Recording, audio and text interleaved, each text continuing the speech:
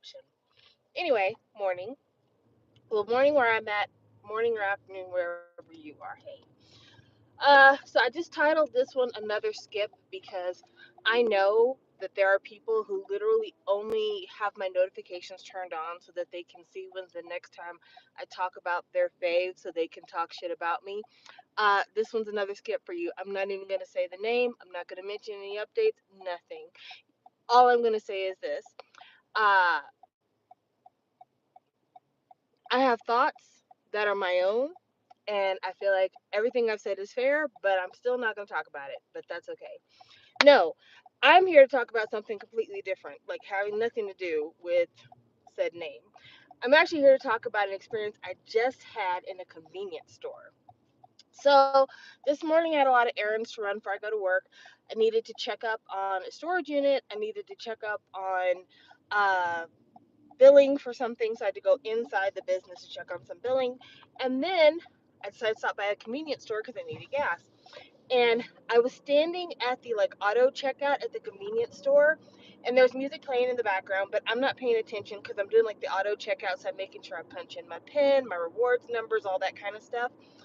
And finally, there's like a lull where I listen to what's playing in the background, and the song playing in the background was Save Me by BTS.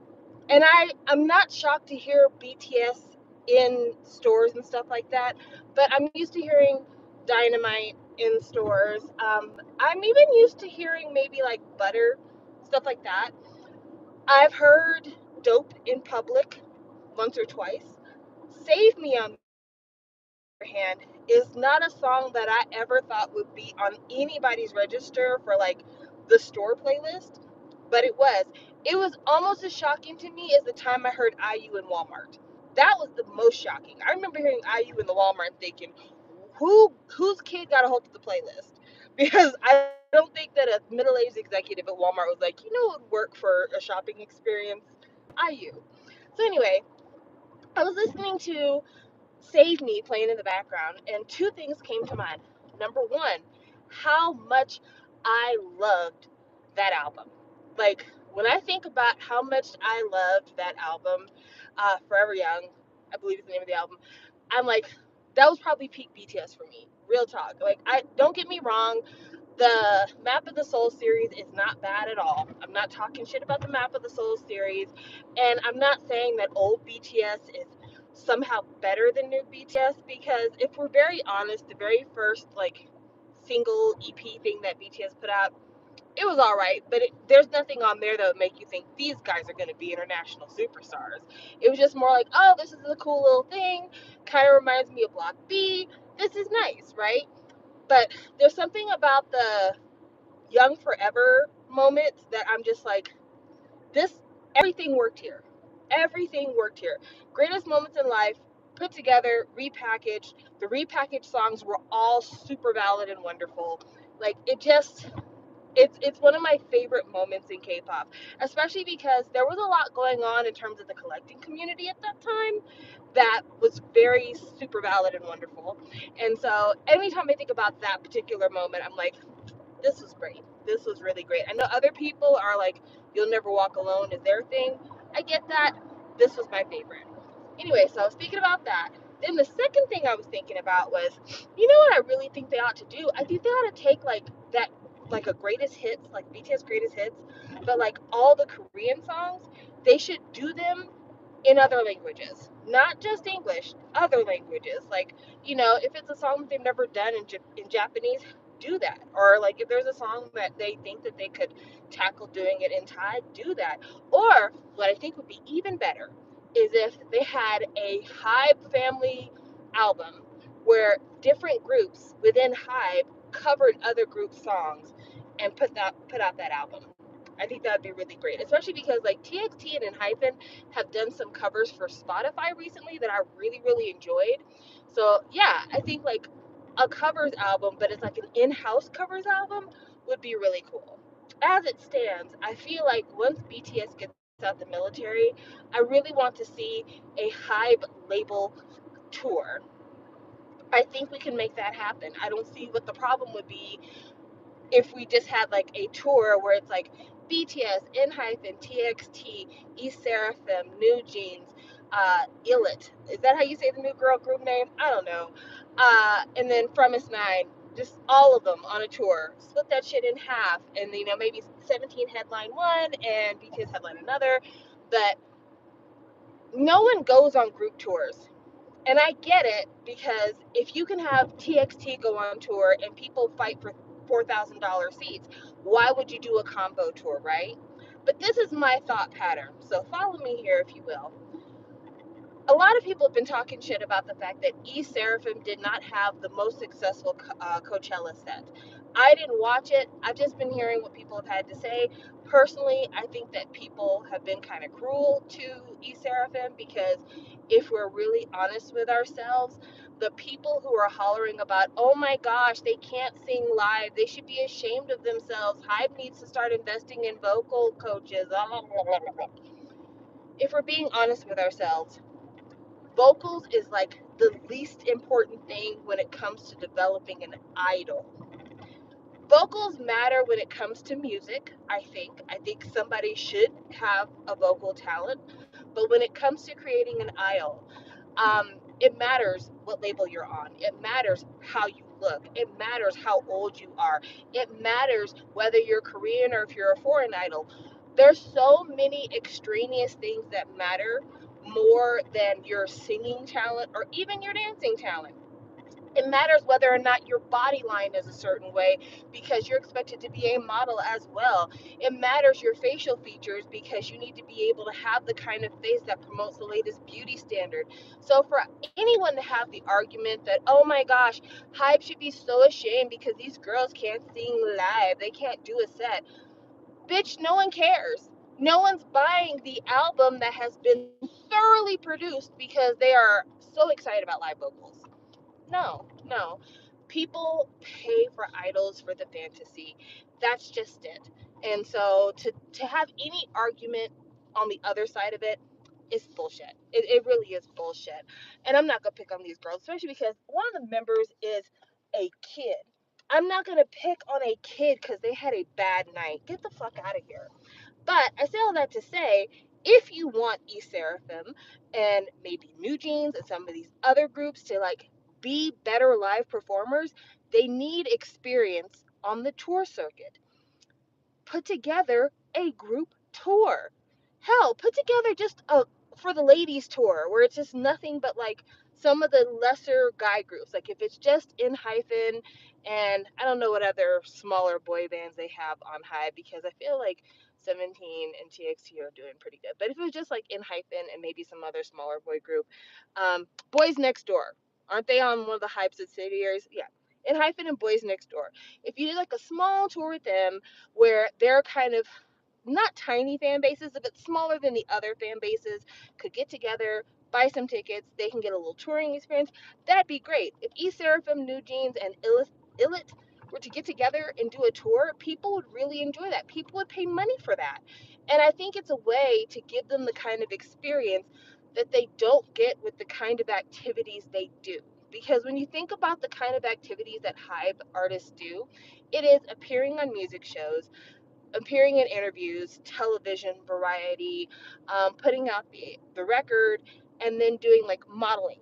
They don't really have a lot. I don't see a lot of Hybe acts do a lot of like live touring stuff. And then you put them on a stage like Coachella, where people are like, oh my God, finally the West is going to see how brilliant my fave is. And that inexperience shows.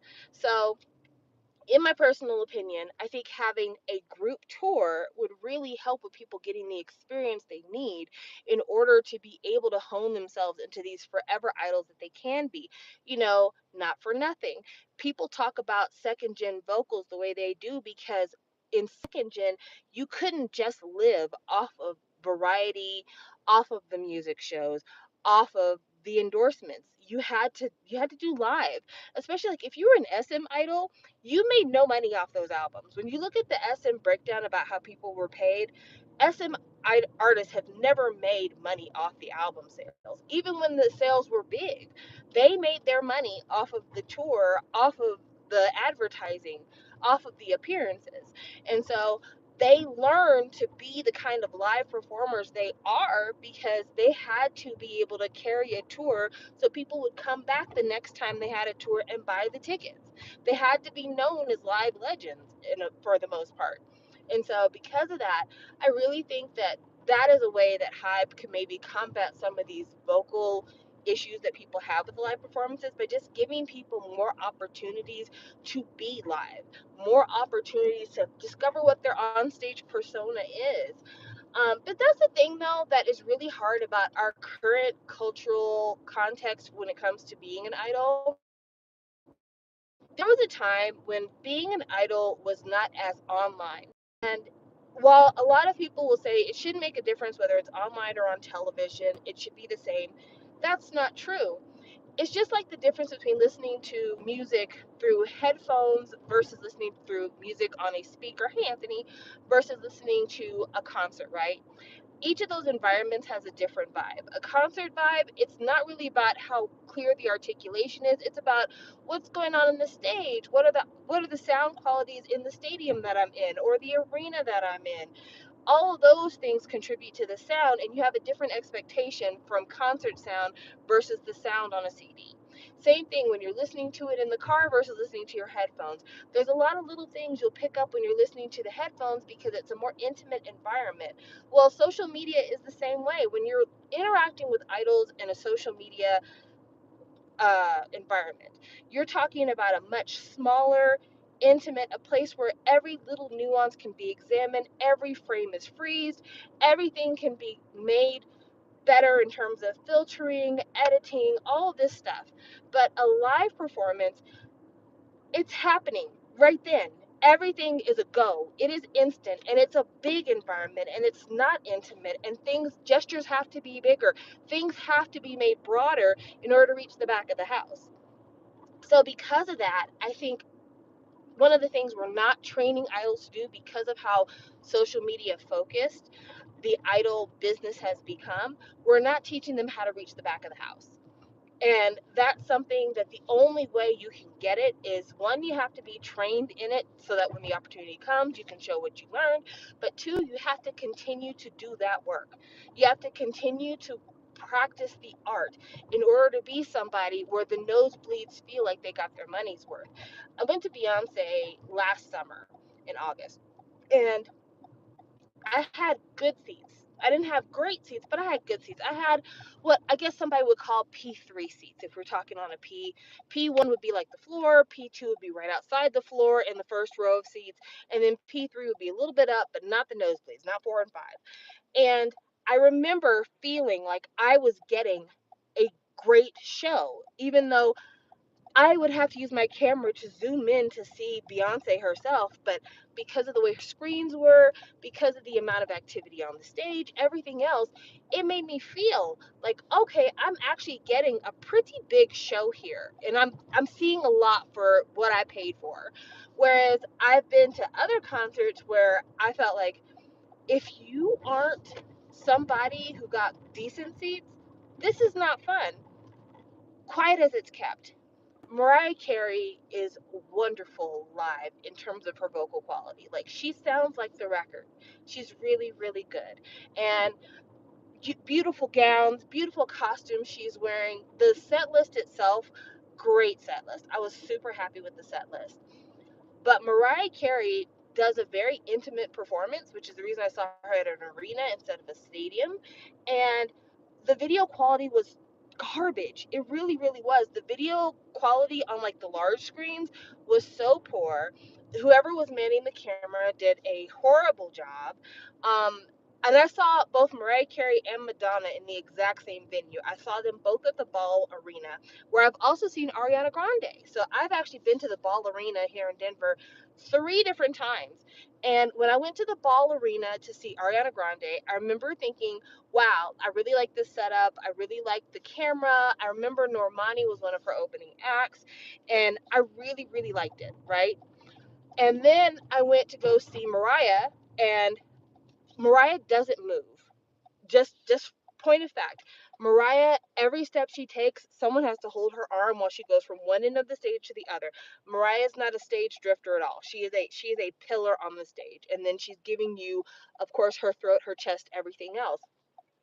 So when I saw her, I didn't expect a lot, but I remember thinking, because she's not moving so much, the camera shouldn't be shaky. Because she's not moving that much, you should do a better job focusing on her face. Because she's not moving that much, this should be a very well rehearsed camera run. Like, everybody should know all the places they need to be, at what time they need to be. This should be ultra choreographed. And it wasn't, and I was really surprised, because it's not like Mariah Carey's a new artist. She's a veteran, but her crew were acting like newbies, right? And I think it affected a lot of people's experience of that concert. Then I think about when I saw Madonna. Madonna had the same issues with her video, but the bigness of her performance outweighed the issues you had with the video. So I don't know what the hell was going on, but I loved seeing Madonna. Like, I really was impressed with her concert, especially for a woman in her particular generational group. I'm like, she's got the stamina of a wild horse. Like, that lady, I don't know how she does it, but she's in way better shape than I'll ever be. But anyway, when I watched Madonna, I remember the video filters on the big screens were horrible. It was as if somebody decided to turn her performance and put it through a VHS filter, because all the video feed was like super blurry and just, it was awful. It was fucking awful. But I was sitting pretty close. I'm not even gonna lie to you. I had amazing seats. I was probably within 10 to 15 feet away from the mixing board. Like, I had very impressive seats.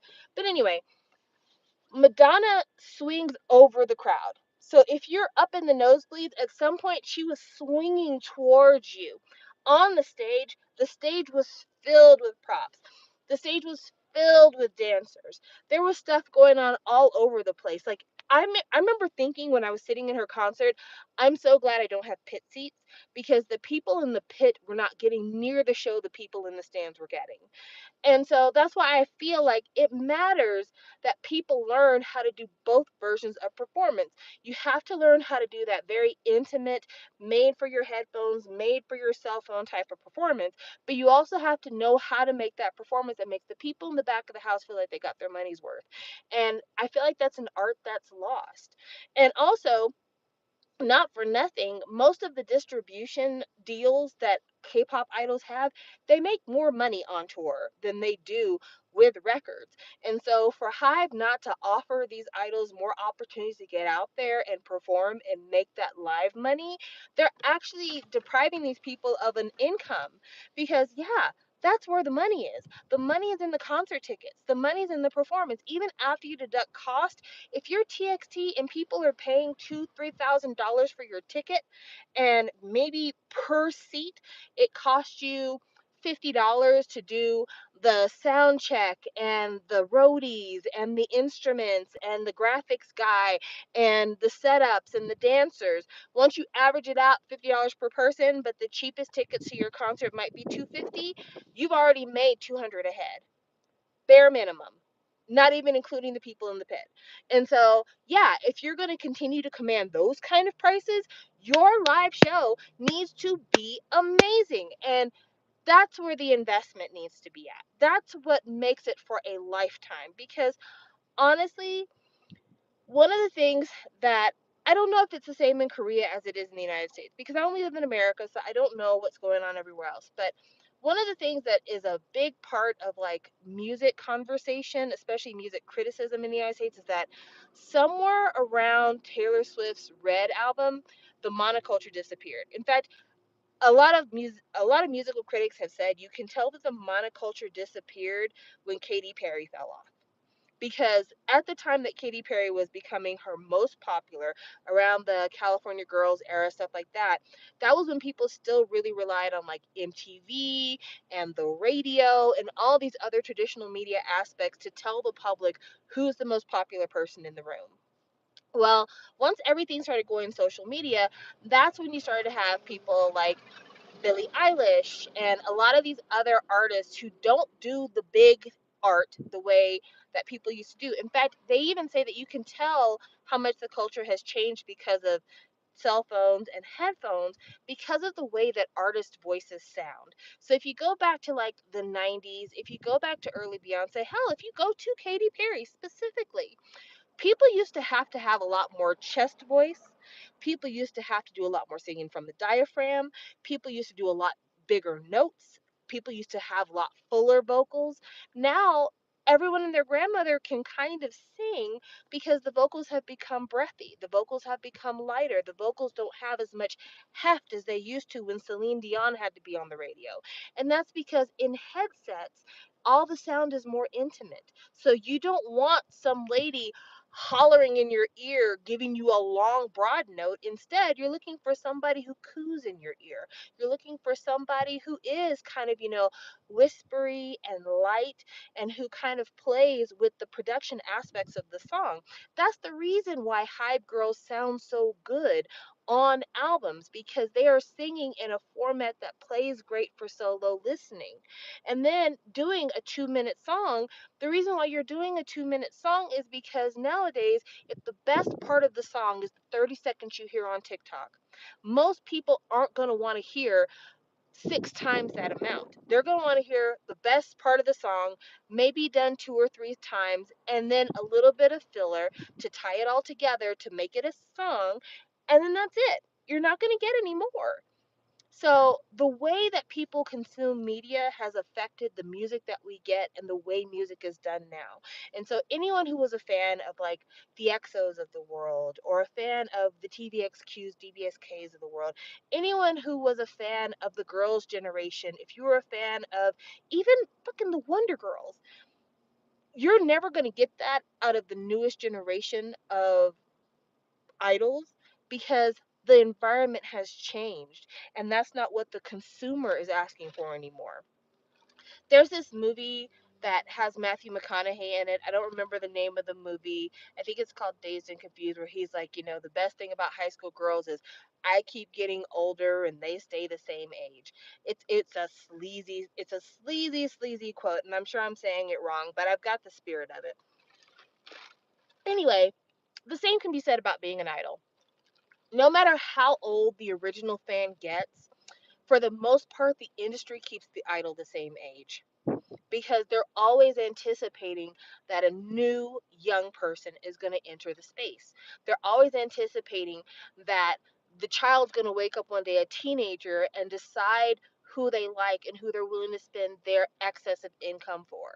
And most teenagers don't want to spend money on someone who's 20 or spend money on someone who's 30. Most teenagers want to spend money on somebody who's only maybe a few years older than them.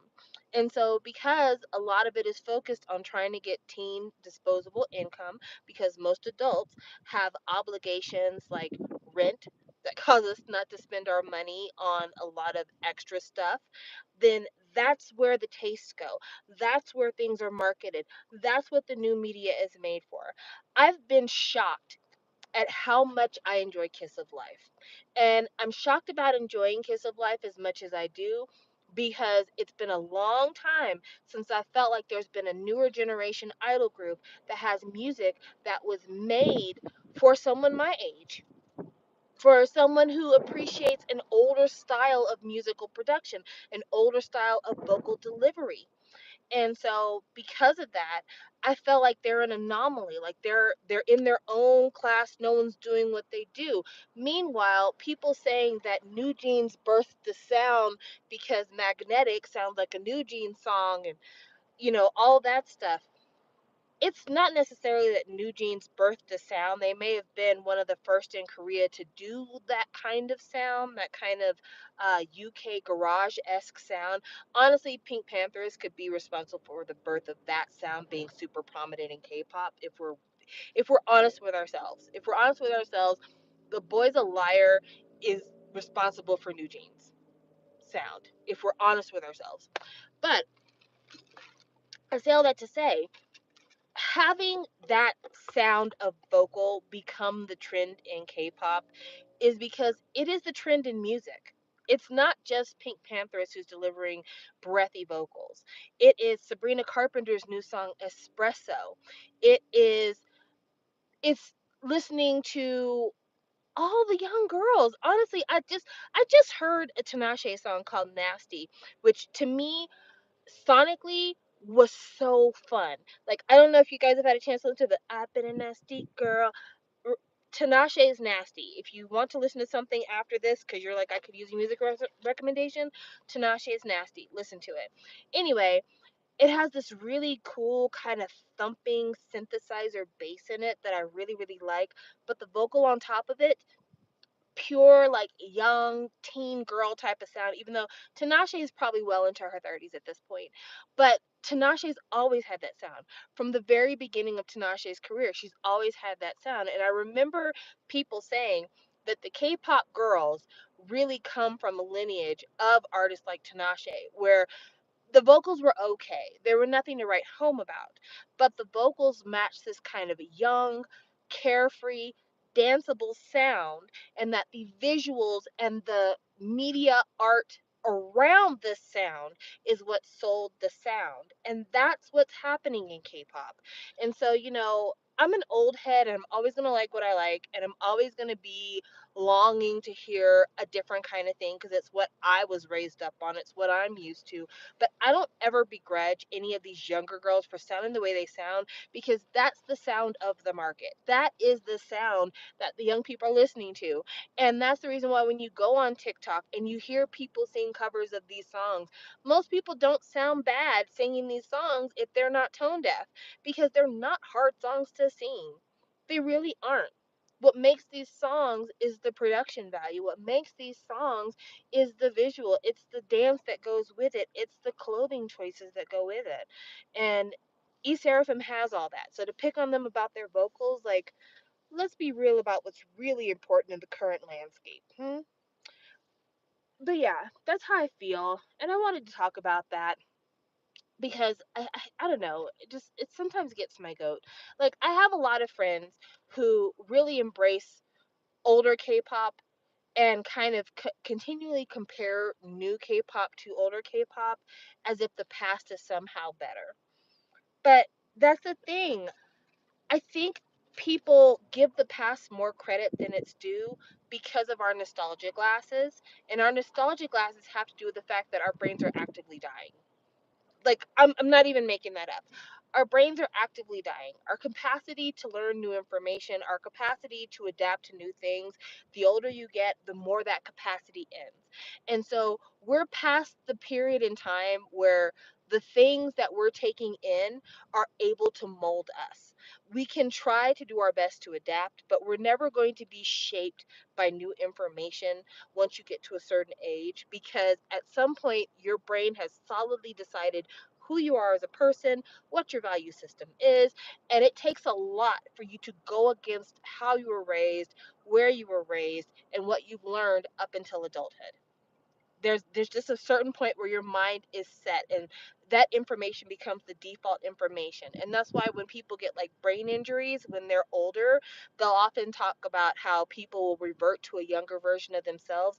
It's because as you're growing up, you are developing the reset button for yourself. And because you're developing the reset button for yourself, there are certain core sounds, textures, smells, things that have certain associations. And when you grow up under a certain media landscape, musical landscape, they become a part of your default button. And it gets very hard to embrace things that go against your default button. It gets very hard to learn appreciation of new stuff.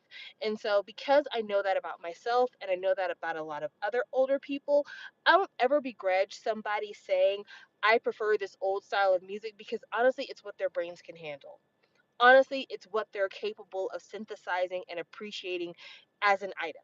Whereas things that are new are so challenging for older brains to try to wrap their heads around, to figure out, that it takes a lot to be able to get out of that brain default comfort zone to be able to accept something new.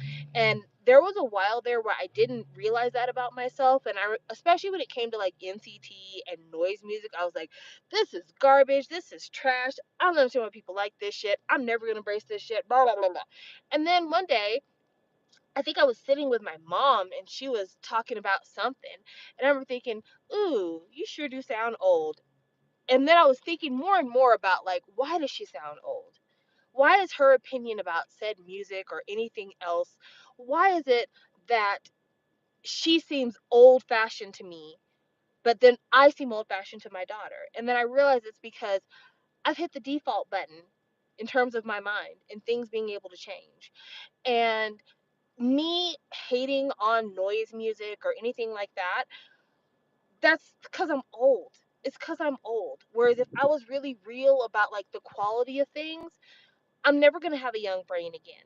So now I have to find other things to appreciate. And I don't know if you've noticed, but I've really tried to move away from the negative criticism of most music. And I hope you saw that when I did my 30 top albums of 2023. I spent a lot of time saying, this music doesn't align with me, or I don't get this, or this wasn't my thing, versus this particular thing I really, really liked. So, for instance, Wood's album, I did a review of that. I listened to that album 2 times trying to make sure I understood, like, do I like this or not? And then I was like, no, I don't like this. I don't like this. This isn't for me. This is not my style. But I didn't say I don't like it because it's bad. I said I don't like it because it's not my type of music. And I stand by that because I know people who really, really like it because it's their style. And I think that even if you're older, you can appreciate the difference between like not my style versus this is actual trash garbage and is low quality. Because like some markers of low quality are just obvious, like mixing and stuff like that, levels. That stuff is obvious. But having listened to NCT for as long as I have now, because I was there for Open Your Eyes. I was there for the very beginning of NCT because I was already SM Stan. Then to like just this year, Taeyong doing his last solo comeback before joining the military. And when I listen to his stuff now and I think about the history of noise music with NCT, I can listen to him and be like, oh, I finally get it, but I've had to train my brain to be able to listen to this because it's not a part of my default setting. So I've had to really train myself to learn the difference between like what I think is good noisy music versus like not so great noisy music. And it's something I have to actively work at. I have to actively work to train my mind to be able to understand some things. So when Kiss of Life came out with their album, I was like, wow, I can't believe I have a no need to acclimate musical experience.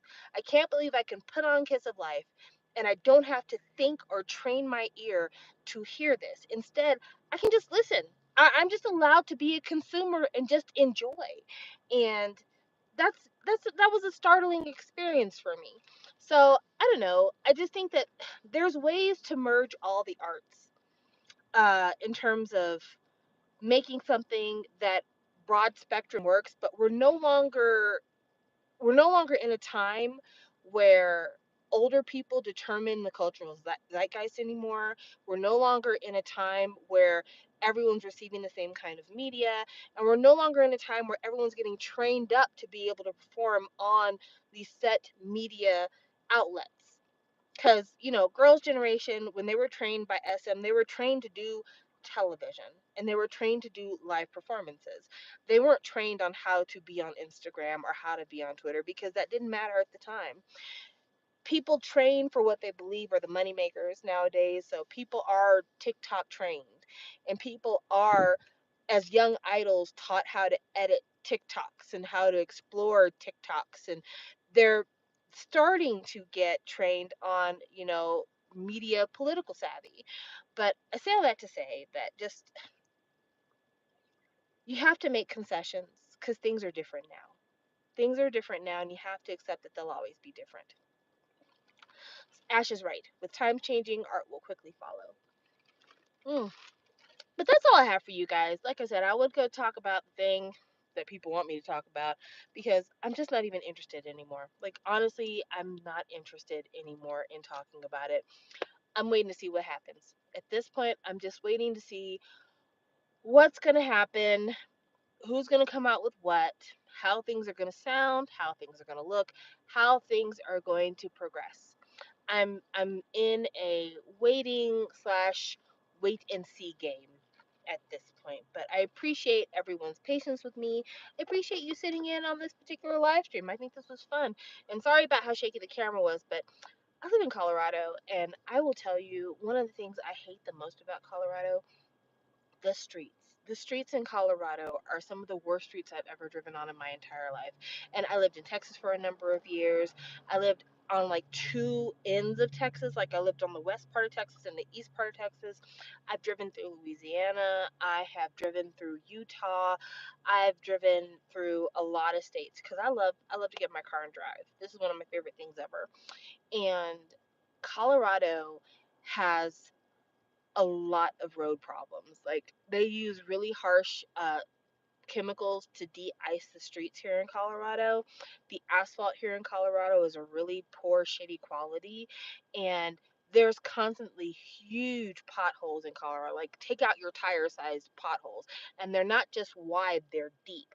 Potholes that are like 4 inches deep sometimes.